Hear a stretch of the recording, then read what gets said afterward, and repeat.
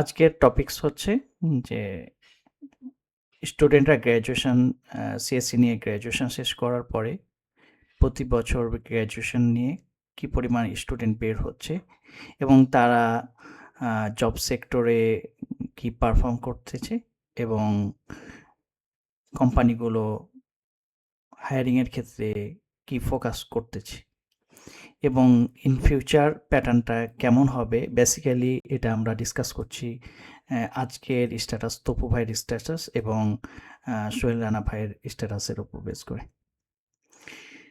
তো আমরা দেখি যে প্রতি বছর আনুমানিক আমরা গুগলে সার্চ দিলাম যে দেখি কি পরিমাণ স্টুডেন্ট প্রতি বছর আমাদের বাংলাদেশ থেকে বের হচ্ছে।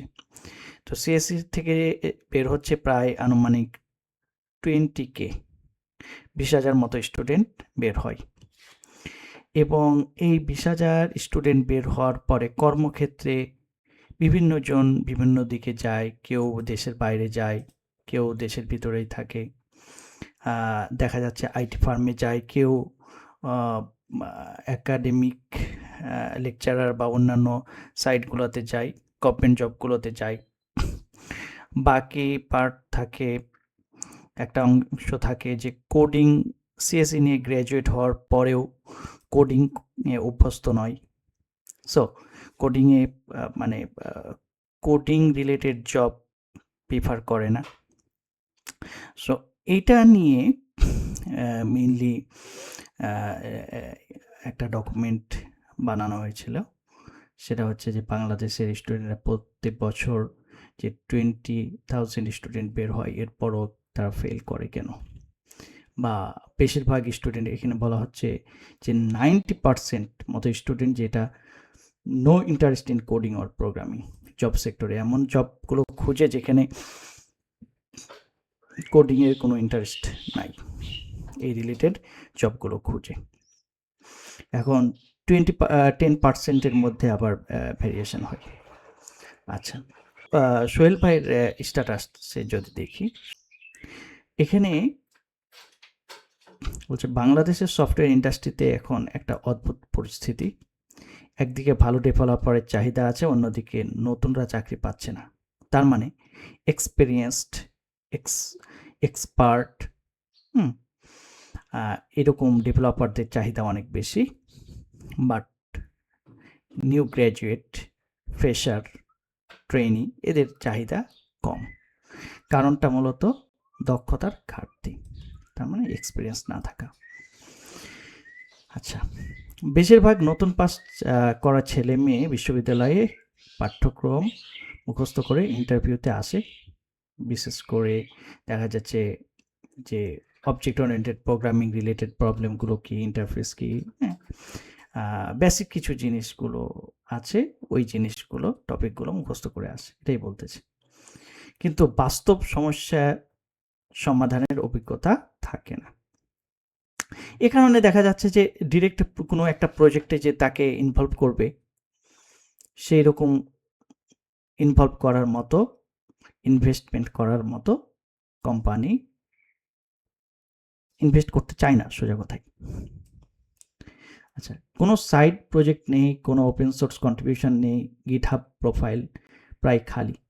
তো আমাদের গ্র্যাজুয়েট শেষ হওয়ার পর যদি ছাত্রদের গিটহাব প্রোফাইল দেখা যায়, দেখা যাচ্ছে প্রজেক্ট নাই, কিছু নাই। হয়তো কিছু ফাইল হয়তো অ্যাড করেছিল, একাডেমিক ব্যাকআপ হিসাবে রাখার জন্য কোড রেখেছিল, বাট দেখা যাচ্ছে কোড পুশ করা, কমিট করবে, হ্যাঁ, পুল রিকোয়েস্ট ক্রিয়েট করবে এবং সুন্দর সুন্দর প্রজেক্ট বানাবে, 2-3 বন্ধু মিলেও বানাতে পারে।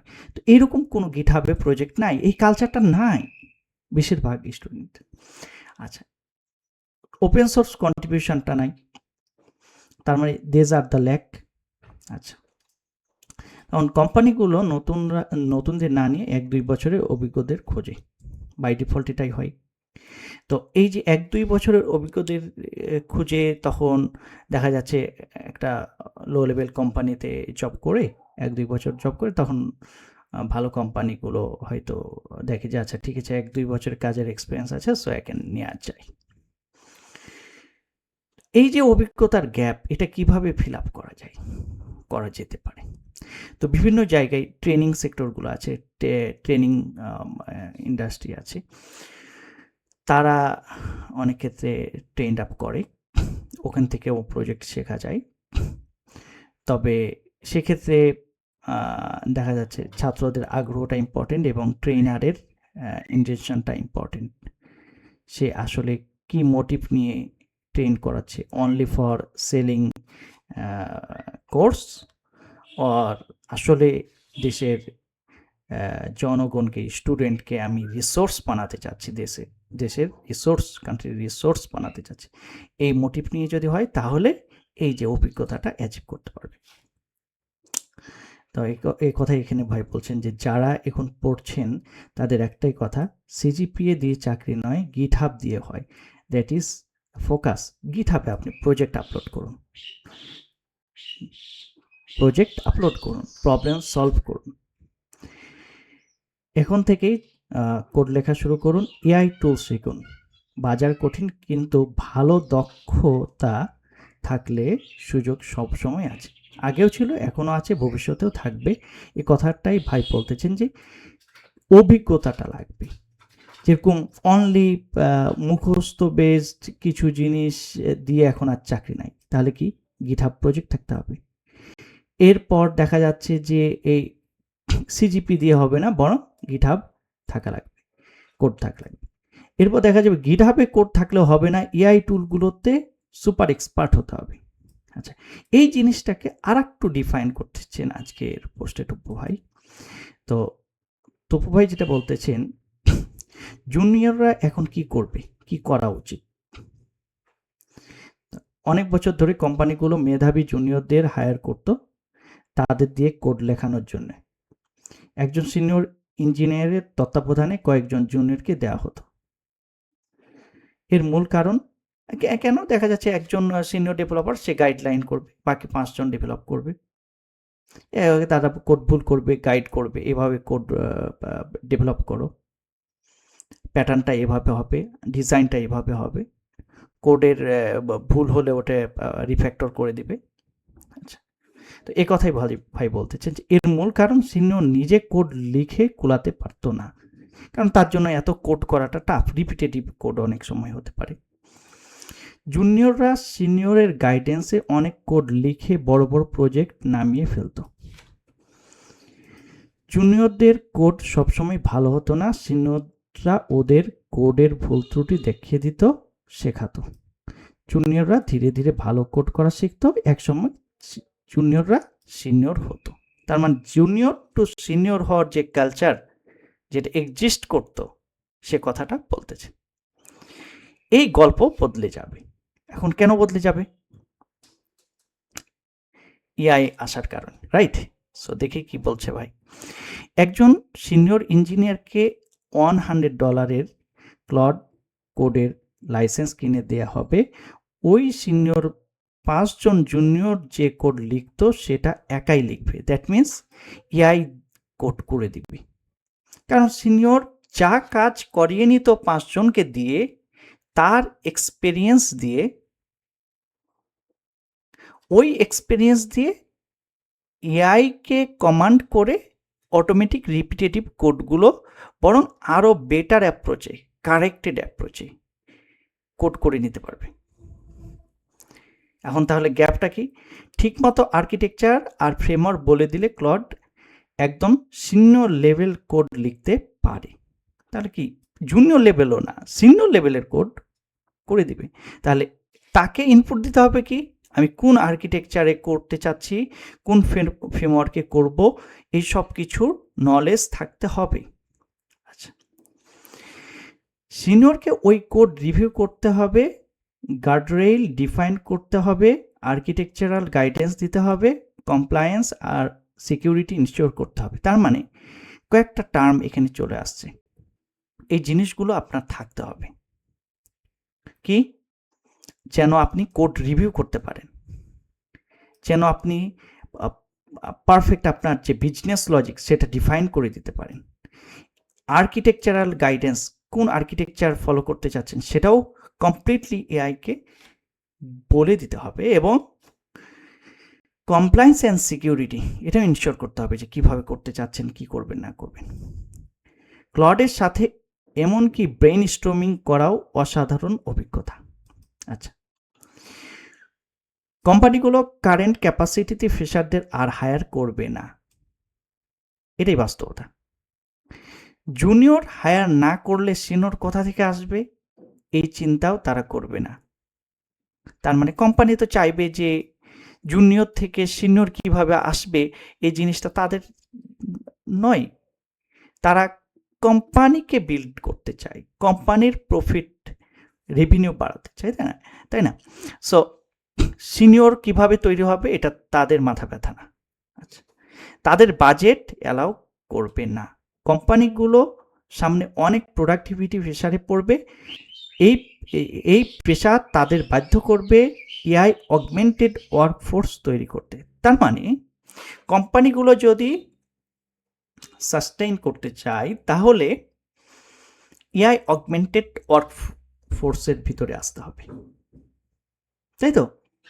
তার মানে এক্সপার্টাইজ হওয়ার পার্ট কোথায়? জুনিয়র টু সিনিয়র লেভেলে যে এক্সপার্টাইজটা হইতো সেটা জুনিয়রকে এখন অটোমেটিক সিনিয়র হওয়ার জন্য যা দরকার সেই এক্সপার্টাইজগুলো নিজে থেকে বিল্ড আপ করতে হবে। এ কথায় জুনিয়রদের এখন আর্কিটেক্ট হতে হবে, ভালো কোড কি জানতে হবে for code review, and architecture জানতে হবে, ডিজাইন প্যাটার্ন জানতে হবে, কোড স্মেল রিফ্যাক্টরিং জানতে হবে, সিকিউর আর পারফরমেন্ট কোড কি সেটা জানতে হবে। তার মানে এই যে উপরে যে কয়টা কথা বলা হলো, যেটার মাধ্যমে আমরা গাইড করতে পারি এআইকে এবং আমরা ভেরিফাই করতে পারি যে এআই পারফেক্ট আমাকে আউটপুট দিল কিনা, সেই জিনিসগুলো এখন গ্র্যাজুয়েশন লেভেলেই জুনিয়রকে এক্সপার্টাইজ হয়ে কোম্পানিতে ফাইট করতে হবে। আচ্ছা, গ্র্যাজুয়েশনে 4 বছর আমরা কি করছি সেটা একদম ভাইটাল হয়ে উঠবে। এই 4 বছরে এগুলো না শিখে ইন্ডাস্ট্রিতে এসে আর লাভ হবে না। এআই দিয়ে মেইনটেনেবল কোড শিখতে হলে ভালো আর্কিটেকচারের কোনো বিকল্প নেই। এআই দিয়ে বড় অ্যাপ্লিকেশনে কাজ করতে হলে সেটার আর্কিটেকচার হতে হবে খুবই শক্ত অ্যান্ড স্ট্রাকচার্ড, যাতে যে কোনো চেঞ্জ করার সময় এআইকে খুব সহজে কনটেক্সট দেওয়া যায়। আচ্ছা, ধরেন একটা প্রজেক্ট অলরেডি ডেভেলপড আছে, ওই ডেভেলপড প্রজেক্টকে আমার রিফ্যাক্টর করছি, এনহান্সমেন্ট করছি, বাগ ফিক্স করতেছি, তখন কি করব? আমাকে কনটেক্সট দিতে হবে, তাই তো? তাহলে কনটেক্সট দিতে চাই, তাহলে আমাকে এই যে আর্কিটেকচার সহ যাবতীয় জিনিস আমার আয়ত্তে থাকতে হবে, রাইট? তো এই জন্য বলছে যে সামনে জুনিয়রদের ইন্টারভিউ হবে উপলব্ধি, চিন্তাশক্তি আর ভাষায় সেই চিন্তাকে প্রকাশের সক্ষমতা, সিস্টেমেটিক থিঙ্কিং, আর্কিটেকচার, বিজনেস বুঝতে পারা হয়ে উঠবে সত্যিকারের দক্ষতা। কোড এখন কমোডিটি, কোন ল্যাঙ্গুয়েজ আর ফ্রেমওয়ার্ক ভালো পারি বলে চাকরি পাওয়া কঠিন হবে। তো পয়েন্টটা হলো যে আমরা প্রবলেম সলভিং যে স্কিল বলা হয়, রাইট? তো প্রবলেম সলভিং স্কিলের ভ্যালু যা ছিল এখনও তাই থাকবে, এবং অ্যাডিশনাল যে ক্যাপাসিটিগুলো দরকার, যে architecture, guidance, compliance, security, authentication, authorisation, হ্যাঁ, এবং আমার প্রজেক্টের কোড রিভিউ করা, হ্যাঁ, কোড প্যাটার্নটা ঠিক আছে কি না, হ্যাঁ, ডিজাইন প্যাটার্ন, এই সব কিছুতে ফোকাস দিতে হবে। তাহলে ডে বাই ডে এখন সামনের দিকে যে ভ্যালুয়েবল জবগুলো আসবে, ডিমান্ডেবল জব, সেই জবগুলো পাওয়ার জন্য প্রিরিকুইজিট হয়ে যাবে এই জিনিসগুলো জানা, যেন আমি এআই দিয়ে প্লে করতে পারি। আদারওয়াইজ জব পাওয়াগুলো খুব টাফ হয়ে যাবে।